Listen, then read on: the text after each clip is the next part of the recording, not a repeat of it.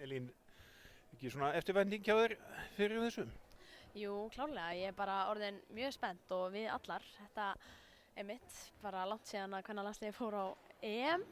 Þannig að þetta, já, bara erum mjög spenntar fyrir.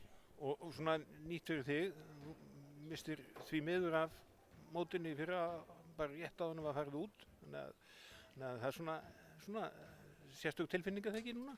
Jú, klárlega, ég er mitt bara búin að vera mjög hlakkinn fyrir þessu og var náttúrulega mikill skellur í fyrra, þannig að já, eins og þú segir, búin að bíða virkilega spennt eftir þessu. Hefur það eitthvað blundað í þig vonbrigðin frá því fyrra að passa þig? Já, maður getur náttúrulega eitthvað að fara að hugsa svona en það þýðir ekkert, maður er mitt bara kom svo bara inn í þetta eftir áramót og það hefur bara gengið vel síðan og er með mikla væntingar fyrir mótinu. Já, þú væntingar fyrir sjálfan þig og liðið eða hvað? Já, klárlega bara liðið. Þetta er verður krefjandi verkefni en samt sem áður verður mjög gaman að spila þessa leiki, þú veist, líka geggjað tækifæri að fá að spila á þessu sviði. Alltaf bara frábær lið sem við erum að spila við og það verður bara gaman. Já, þið byrjuð náttúrulega bara á Hollendingunum. Já, nákvæmlega. Það verður mjög krefjandi verkefni. Það eru náttúrulega með feikilega sterkt lið en já, nákvæmlega, við mætum bara full í það verkefni. En fyrst erum við náttúrulega að fara út í fyrramálið og svo þessi leiki við Sviss, þannig að það er svo sem nóg framundan, þannig að það er bara alvaran hefst strax.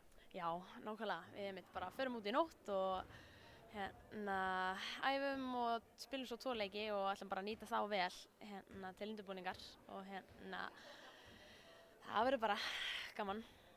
Aðeins, þú ert í námi, hvernig svona gengur að samræma það næstu vikurnar? Já, þetta hefur verið svolítið púsluspil en ég kláraði prófin bara í dag þannig að það er bara geggjað að fara út og þurfa ekkert að vera að spá í því en ég verð samt í einhverju smá fjarnámi með þannig að þetta er svona, ég er í HR og það er 3 vikna áfangi en þeir hafa bara verið með flottan sveigjanleika og ég er mjög þakklátt fyrir það.